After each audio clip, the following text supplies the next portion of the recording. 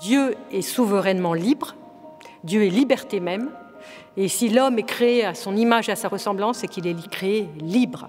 Donc il a une vision extrêmement optimiste, extrêmement positive de l'homme, qui est en chemin de perfection de lui-même, avec la grâce de Dieu, en toute liberté. Et cette liberté fondamentale, elle est très profonde. Et ça rejoint beaucoup l'homme d'aujourd'hui, et ça rejoint aussi un peu Paul qui dit « Attention, on a une liberté, mais comment on l'utilise, voilà, comment on en use ?» À un moment, il cite Matthieu, c'est une parole de Jésus, qui dit « Jérusalem, toi qui tues les prophètes, combien de fois j'ai voulu vous rassembler dans l'unité et vous n'avez pas voulu. » Et c'est là-dessus qu'Irénée part en disant « Vous voyez, il dit « Vous n'avez pas voulu ». Ça veut dire que le Christ lui-même respecte la volonté des humains. Les humains n'ont pas voulu, eh bien, Jésus en prend acte.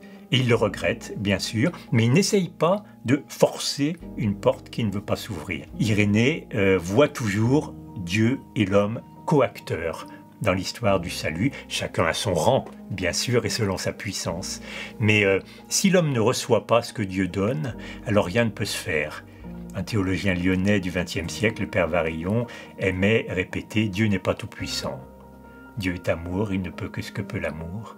Et Irénée, je crois, avec quelque chose de cette intuition, Dieu ne peut pas faire violence à l'homme, même sous prétexte de l'obliger au bien. Ça n'aurait aucun sens. Il faut que le bien ait du prix, et il faut que l'homme passe aussi par l'expérience du mal, parce que quand il choisira le bien, il sait ce qu'il choisit, et il sait ce qu'il refuse. Irénée est le premier, à ma connaissance, à faire une distinction en disant on va d'abord commenter pourquoi l'homme est à l'image de Dieu, et puis ensuite pourquoi il est à la ressemblance. Et ce « et », du coup, est vraiment le lieu là, de germination de sa théologie. C'est beau. Alors, ce qui est à l'image de Dieu, c'est le fait d'être un homme. C'est donné, c'est cadeau. Et ensuite, avec ce « et » à la ressemblance, il introduit la question qui, pour nous, est vraiment essentielle, la question de la liberté. L'homme est à l'image de Dieu et il peut progresser dans la ressemblance de Dieu. A priori, il y a un mot assez statique pour dire l'image, homoioma, c'est quelque chose qui est fait. En revanche, homoiosis, la ressemblance, c'est quelque chose qui est en train de se faire.